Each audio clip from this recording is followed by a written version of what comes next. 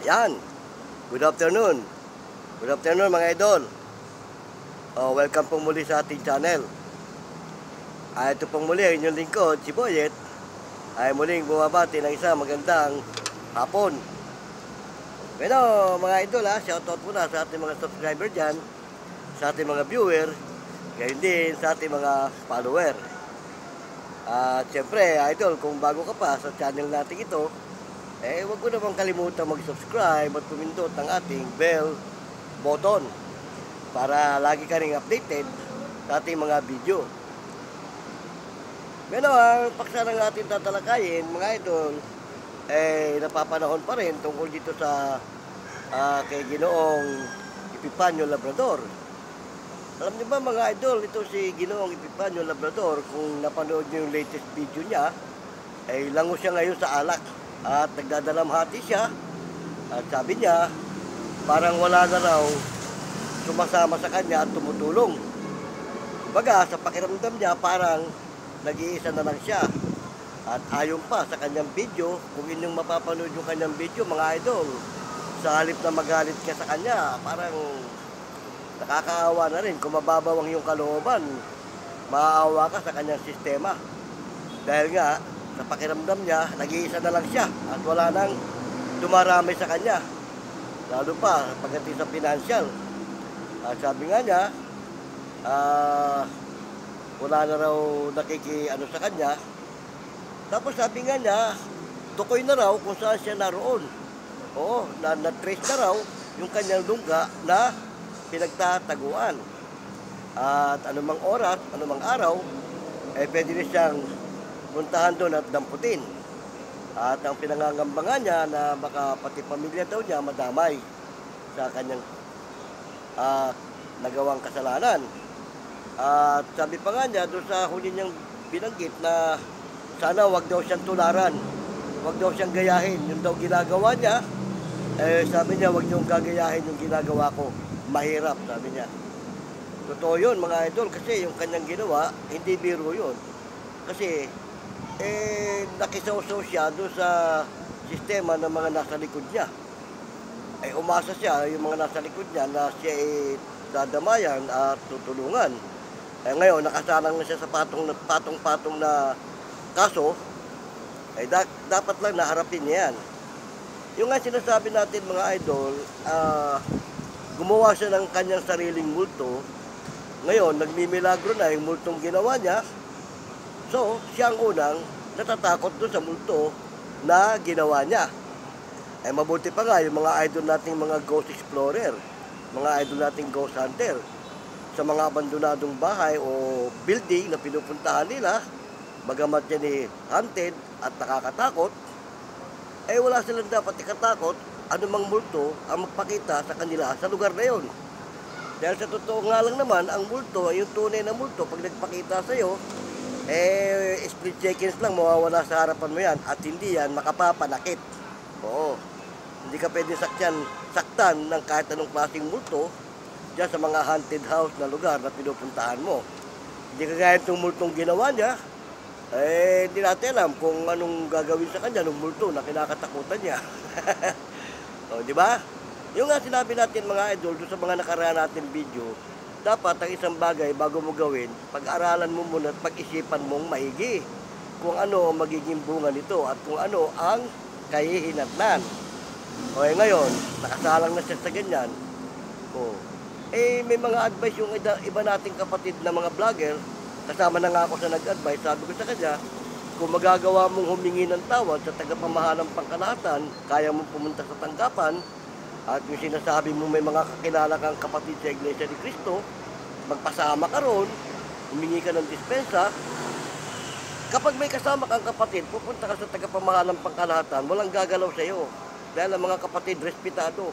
Oo, at saka disiplinado. Yung inaakala mo na, yung kagaya ng mga sinasabi mo, mga Iglesia ni Cristo, kriminal, mga mamamatay tao. Ikaw lang may sabi nun. Pero kung magpapakatao ka, hindi ka gagalawin. Guni-guni mo lang yung sinasabi mo na yun. At kung may mga nagsabi man sa iyo ng ganun, sabi mo, may mga iglesia ka nakakausap na ganun ang sistema ng mga Iglesia ni Cristo, Eh siyempre, kung yun, mga tiwalag na yung mga nakakausap mo, hindi yan magkukwento sa'yo ng ikagaganda ng iglesia. At siyempre, lahat ng paninira sa iglesia, lalo't pinagdilim na ang kanilang mga pag-iisip, wala ikukwento sa'yo maganda yan. Puro paninira na rin sa iglesia, ang ikukwento niyan sa'yo. O, eh, kung nakinig ka doon sa mga iba naming kapatid na bago pa mahuli ang lahat, public apology ka na, marami na nag-advise sa'yo. Isa na nga ako sa nag-a-advise. Sabi ko sa'yo, kung kaya mo pumunta ng personal, magpasama ka sa mga kapatid na kakilala mo. Hindi ka gagalawin doon.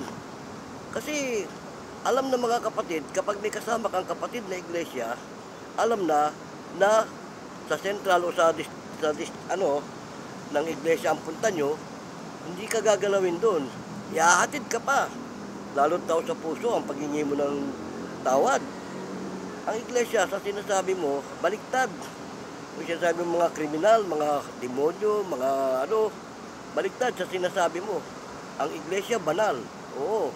Kasi, hubog sa aral ang mga kaanib sa iglesia ni Kristo. Kaya yung iniisip mo, taliwas yan. Taliwas yung mga iniisip mo tungkol sa iglesia. At nagpadala ka doon sa mga sulsul sa'yo ng kung sino-sino nakausap mo. Oo, tsaka kasi, ang mabigat kasi, bakit kasi nagpadala ka doon mga politiko na nasa likod mo. O ngayon, ikaw na rin mismo may sabi, wala na sila. Asaan sila ngayon? Nag-iisa ka na lang. Sabagay, nung kasalukuyan nagbablog ka ng nagmamayabang ka pa noon na wala kang kinakatakutan, nag-iisa ka naman din, di ba? Wala ka namang kasama. O, ngayon maghahanap ka ng kasama. O, di ba? Yan nga sinasabi ko nung sa una ko pa mga video na sana ang isang bagay bago mo ginawa, pinag-iisipan mo muna at pinag-aaralan mo kung ano ang magiging bunga nito. Kung ito ba'y makakabuti sa iyo o makakasama. O, di ba? Tama mga idol? O ngayon, na-realize mo na yung mga ginawa mo. O, yung multong binuo mo, ayan na. Nag-umpisa na magbilagro. O, ikaw ngayon ang unang matatakot. At yung mga nasa likod mo, matatakot na rin dyan sa multong ginawa mo. Oo. Dahil pag tuluyan nagmilagro yung ginawa mong multo, ay may posibilidad na madamay sila. Pero tanda mo, nasabi ko na to sa una kong video, itatanggi ka na ng mga nasa likod mo. Oo. Kahit ikanta mo ng ikanta yan, ibulgar mo yan, itatanggi ka na yan. O siyempre, lalo't yung mga nasa politika na nasa likod mo, hindi nila sisirain ang kanilang karir ng dahilan sa'yo. O, di ba? Kaya yan, mga idol, sinasabi ko sa iyo, kung nakinig ka lang nung una pa, at hindi mo na pinalala ang sitwasyon, baka ngayon, payapa ka. Nakikita nakakapag-vlog ka ng maayos, oh. Di ba? Inaluwa mo ng ganyan. Isipin mo, mura-murahin mo ang nagapamahalang pangkalahatan ng iglesia. Hindi lang yun, pati mga kapatid sa iglesia, minura mo. O, kaya ngayon, yung sabi nga, Luzon, Visayas, Mindanao, haharapin mo yung reklamo sa iyo. Yan ang mabigat na problema mo ngayon. Kasi hindi mo muna pinag-isipan at pinag-aralan yung mga mangyayari. O, di ba? Tama? Nabanggit ko na rin sa mga una kong video, yung mga nasa likod mo na yan, kung inaakala mong iglesia magpapapatay sa'yo, malabo mangyari yun kasi hindi gagawin ng iglesia yun dahil unang-una sinabi na nga ng tikapamahala, ipa-Diyos na lang natin yan. At meron tayong batas para dyan. O hindi gagawa ng hakbang ng iglesia na kagaya ng iniisip mo na sinasabi mo, mga mamamatay tao, hindi gano'n ang iglesia. Kaya yung kinakatakot mo ngayon, diyan sa ginawa mong multo, pati yung mga nasa likod mo ngayon, medyo kinakabahan na dyan sa multong ginawa mo. Kasi nagdadakdak ka na nagkakakanta ka na ng kung ano-ano O madadamay sila, di ba? Yun ang iniiwasan. Kaya ngayon, sabi mo, nag-iisa ka na lang, tila walang dumadamay sa'yo. Siyempre, hindi ba nabanggit ko na sa una kong video, kapag masasabit sila sa ginawa mo, iiwanan ka niya sa ere. At yan nga, nangyayari sa iyo ngayon. O, di ba? At sabi mo pa, nung una, ang lakas ng loob mo. 1 kilometro pa lang mula dyan sa pinagtataguan mo, may magtitimbre na sa iyo. At hindi sila basta-basta makakarating sa lugar mo. O, di ba? Yan ang sabi mo. At sabi mo, si Epifanio ay walang kinakatakutan. Hindi kayang takutin. Diba? O, ikaw may sabi noon, bakit parang ngayon kinakabahan ka doon sa multong ginawa mo? Diba? Ito, may kukwento ko sa inyo. Ginoong Labrador, pakinggan mo to. Kung inakala mo mga Iglesia ni Cristo, balasubas, yung sinasabi mo mga mamamatay tao, mga kriminal, ito ikukwento ko sa iyo. May nangyari niyan sa lugar ng Bagong Bayan, doon sa dati kong tinitirahan. May nagkasala sa iglesia. Oo, minura yung mga kapatid na may tungkulin, mga diakono, diakonesa. Nagsalita ng kung ano-anong malalaswang salita. O, so nagkasala siya, pati yung ministro doon. Pero hindi naman niya dinamay yung tagapamahalang pangkalahatan. Kumbaga, yung mga iglesia na doon sa lugar na yon, ang inano niya, inaway niya at pinagmumura niya. So ngayon, meron pang kapatid sa iglesia ng mga awit na binugbog niya, sinaktan niya. Kung hindi nakatakbo yung kapatid, baka kung ano nangyari. Eh, may mga kapatid pa ng military yung kapatid na sa iglesia na yon. O di hinanting siya ng mga military. So, pero yung mga military humanting sa kanya, hindi iglesia yon. O, mga kasamahan lang yun ng kapatid niyang iglesia. O, ngayon, siyempre, gustong hulihin siya. Ay nagtago din. O, doon sa ginawa niyang multo, siya rin ang unang natakot.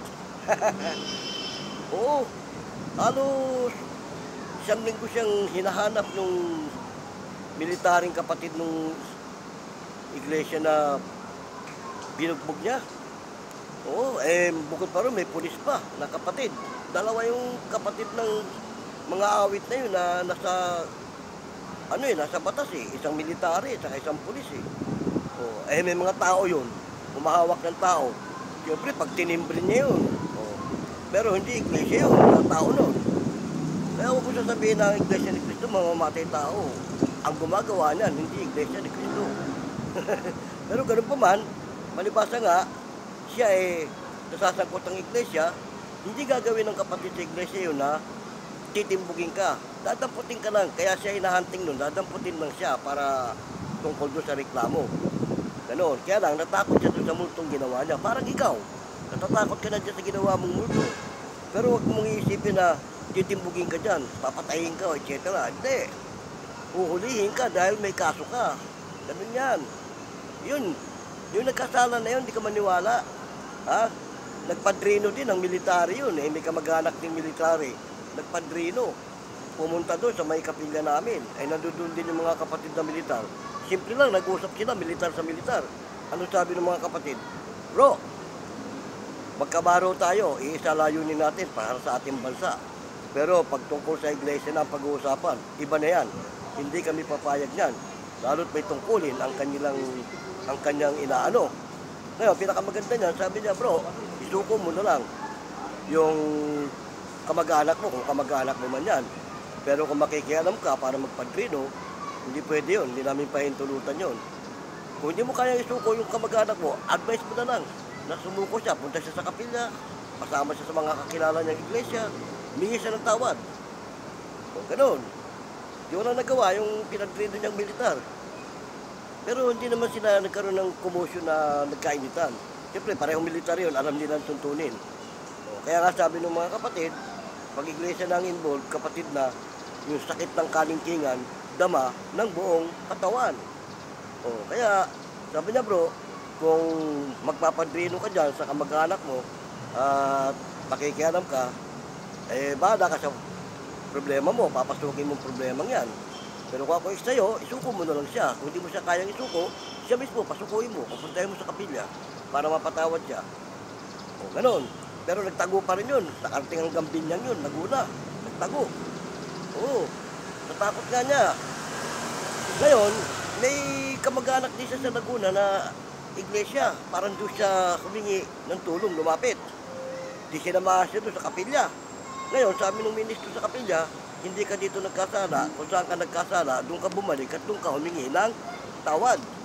O, pinadala siya ng sulat ng ministro. Bigay mo doon sa destinadong ministro, doon sa lugar na pinagkasalaan mo. Yun, di pagbalik niya, yun, nagpatulong siya. Mga idol, isa ako sa tumulong doon para may lapit siya sa ministro. At saka yung isa naming kapatid, si JJ. O, nung makita niya ako, tinawag niya ako, sabi niya, pre, tulungan mo naman ako. Gusto kong humingi ng tawad sa ministro niyo, at saka doon sa mga kapatid niyo na nagkasala ako. Kasi kinakabahan na ako eh. May mga bali-balita na kasi dumating sa akin na baka kung ano raw mangyari sa akin pag hindi ako susuko. Kasi may mga pulis na humahunting sa akin. Hindi ka naman kako nila gagalawin, huhulihin ka lang noon. Para iharap ka at harapin mo yung problema mo. Yon. Sabi niya, samahan mo ako, may sulat na binigay sa akin yung ministro, galing ng Binyang. Oo, kapilya, lokal ng Binyang. Di sinamahan namin siya nung gabi. O, sabi ko, sige, mamayang gabi, tama-tama, may pulong. Bago mag-umpisa yung pulong, punta na tayo. O, alas 8 pulong, alas 7. Di pinuntahan ko siya sa bahay nila. Yung suot niya, mukhang hudon. Sabi ko, magpalit ka ng baro, wag ganyan. Kung ano yung pinakamaganda mong kasuotan na kaaya-aya, yun ang suotin mo, wag yan. Baka lalong kainisan ka ng mga kapatid pagka ganyan ang ayos mo, para kang hudon dyan. O, di ba? Ngayon, dalawa niyang kapatid na babae na nakiusap, kung pwede rin din daw silang sumama para magpaliwanag, gano'n, humingi ng dispensa, wala namang problema. Hindi sinamahan namin. Hindi kayo maniwala yung mga kapatid na nakaantabay doon sa kapilya. Palibasa nga, kasama namin siya. Tandaan yung mga idol, pag may kapatid na kasama at gusto mong sumuko, walang gagalaw sa iyo. Kasi sa iglesia, may respeto. Kahit ordinaryo ng kapatid ang kasama mo, respetuhin yan ng mga kapatiran. So, lalo na kung may tungkulin ng kasama mo para ikaw ay humingi ng dispensa. Walang gagalaw sa iyo. Di nung malapit pa kami, higpit ng hawak niya sa akin, halos nanginginig siya. Sabi niya, pre, ano man mangyari, huwag mong pabayaan ha. Hindi ka magagalaw dyan. Maniwala ka, ni pitik, ni batok, wala kang matitikman dyan. Okay lang yan, normal lang yan, nakatingin sila sa iyo. Siyempre, kinaklaro ka nila kung sino ka, di ba? Sabi niya, para akong lalamunin sa tingin nila. Talagang ganun. Pero walang gagalaw sa iyo dyan. Hanggang nakapasok kami ng kapilya, hanggang tingin lang sa kanya yung mga kapatid. Pero makikita mo talaga yung tingin ng kapatid sa kanya. Talagang lalo yung mga militaring kapatid na nakatambay. Kaya lang kasi, kahit military yun, ordinaryong kapatid na yung kasama, nire-respeto. Kasi unang-una, sumusunod sa tagapamahala yan eh. Kung anong utos, kung anong order, yun lang. Yung pagdating doon, sinama ko sa harap ng ministro. Binasa ng ministro yung sulat na galing doon sa Binyang. Ayun, pinahingi siya ng tawad, pinanumpas siya, pinagawa siya ng salaysay. Tapos doon, inaakay sa iglesia yun. Ganun. Malay mo, kung ikaw naniwala sa advice ng mga kapatid, na sumuko ka kagad, humingi ka ng tawad, baka naakay ka pa sa iglesia eh. Di ba si Apostol Pablo nga, bago naging apostol yun, takot-takot na pag-uusig ang ginawa nyo sa iglesia, pero natawag pa siya. Diba, naging apostol pa. Ganun mga idol. Kaya ikaw, sabi ko, kung nakikinig ka at nakikita mo video ito, kung nakinig ka lang sa mga advice namin noon na antimano, sumuko ka na, humingi ka ng tawad, sana hindi na lumala ang sitwasyon. Pinalala mo pa, lalo ka pa nagmayabang. Ang sabi mo pa, wala kang kinakatakutan. Ang sabi mo, si Pipanyo, hindi nyo kayang takutin, kahit na trilyon-trilyon pa kayo dyan. Pero ngayon, bakit ngayon? Parang nung nagmimilagro na yung multo mo, ganun lang mga idol. Kaya yung sinasabi mo ng mga kriminal ng Iglesia ni Cristo, mga Judas, mga hayop, demonyo, sabi mo kung ano-ano sinabi mo, lalo sa kapatid na ka Eduardo. Siyempre, yung sabi nga, yung sakit ng kalingkingan, dama ng buong katawan. Di ba? Ganun. Alam mo, Epifanio, nabanggit ko na to sa una kong video, natupad sa'yo. Alam mo kung ano yun? Yung landas na tila matuwid. Tinahak mo yun eh. Tinahak mo yung landas na tila matuwid. Anong sabi doon? Datapat ang dulo naon, kapahamakan. Di ba? Tama. Yan ngayon ang nangyayari sa'yo. Di ba? Ganun, sana kung nakinig ka lang agad ng timano, hindi ka na nagbayabang. Kaso nangyari sa'yo, lumala pa yung sitwasyon eh. Lalo mong pinalaki yung problema mo eh. Ngayon, sabi mo, ikaw na mismo may sabi, natunto na yung area mo. Anytime, anumang araw, anumang oras, pwede ka na siguro damputin dyan. Pero huwag ka mag-alala. Kung ang dadampot sa'yo, mga kapatid sa iglesia na may tungkulin, hindi ka magagalaw. Kasi sinusunod dyan ang tagapamahala. Kung anong order, kung ang order, damputin ka lang at iharap ka sa hukuman, yun lang. Walang gagalaw sa'yo, hindi ka masasaktan, hindi ka maano. Maliban na, ikaw ang umalma. Magpakita ka ng hindi maganda na talagang parang ikaw ang gustong unang pumatay. Hindi ka papatawarin. Siyempre, lalo alagad ng batas yun. Siyempre, pag sumama ka ng maayos, hindi ka magagalaw. Pero kung maglalaban ka at magmamatigas ka pa, na tipong parang palabang ka talaga, wala na magagawa talaga. Baka mamatay ka nga. Pero kung sasama ka lang ng maayos, Hindi ka magagalaw. At baka masabi mo, ganun pala talaga yung Iglesia ni Cristo, mababait. Kasi sumusunod ka sa tagapamahala yan eh. Hindi, pag walang order na galawin ka, hindi ka gagalawin. Kasi ang order lang, hulihin ka, iharap ka sa hukuman, harapin mo yung kasong kakaharapin mo. Oo. Walang pamamahala na mag-order, patayin na yan. Iligpit na yan. Guni-guni mo lang yun. At kung sino man nagsasabi sa iyo ng gano'n, na mga iglesia gano'n, ayan ang pinapaniwalaan mo kasi. Oo. Yung tunay na nagsasabi sa iyo na hindi ka magagalaw, hindi mo pinapaniwalaan. Yung mga balabagang isip, yun ang pinapaniwalaan mo. At yan, idol, ang nangyayari ngayon sa iyo.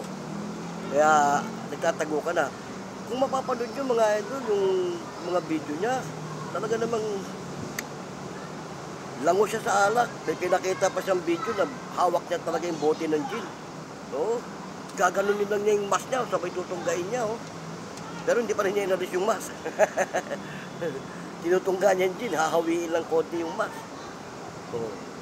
Talaga, kumbaga, nilalango niya sarili niya. Alam mo, Epipanyo, yung alak, hindi yan makakatulong sa'yo. Hindi makakatulong ng problema mo yan.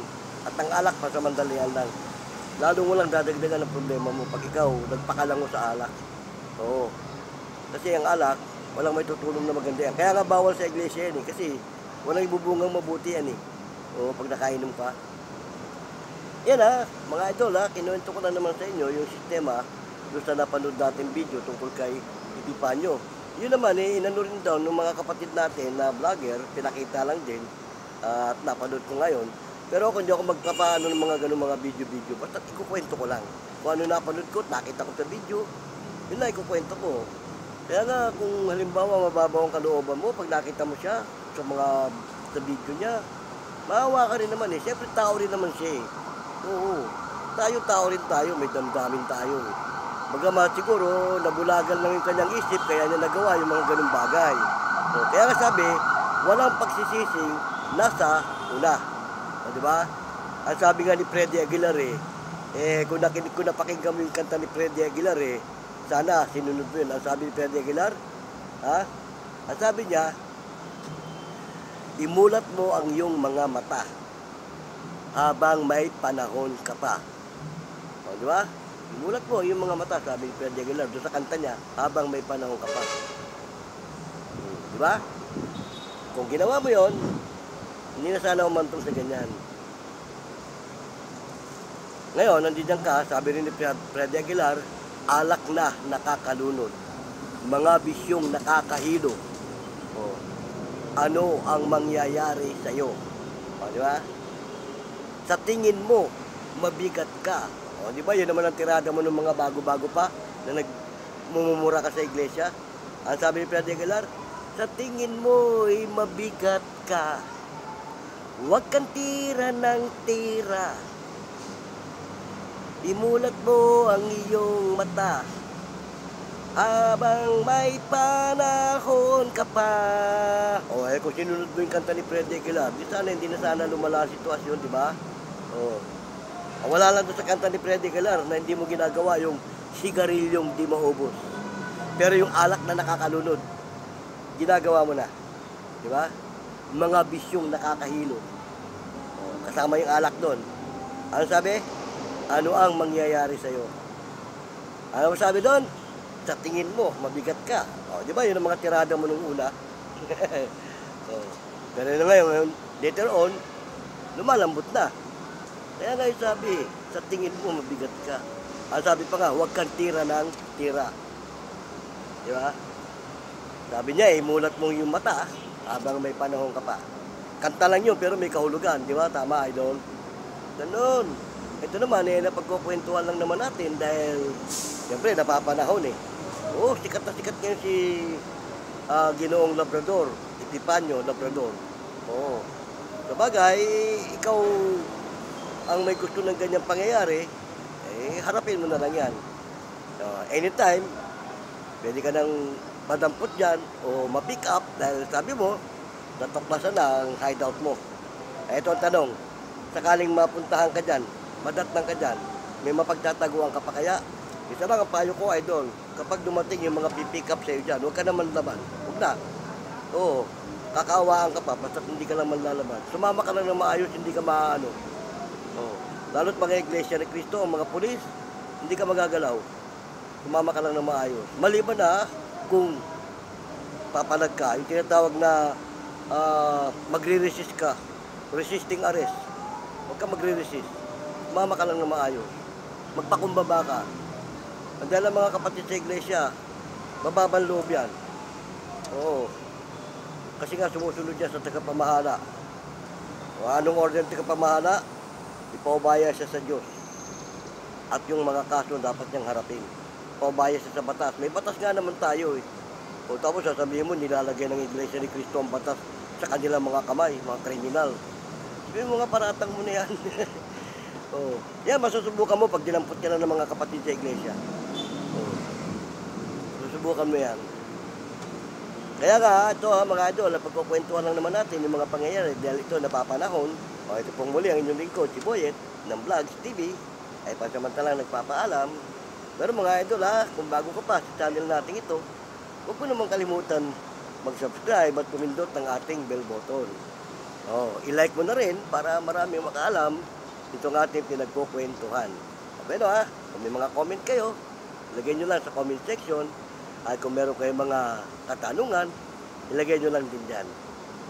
Ito po muli, inyong lingkod, si Boyet, pansamantala nagpapaalam. Hanggang sa muli, paalam!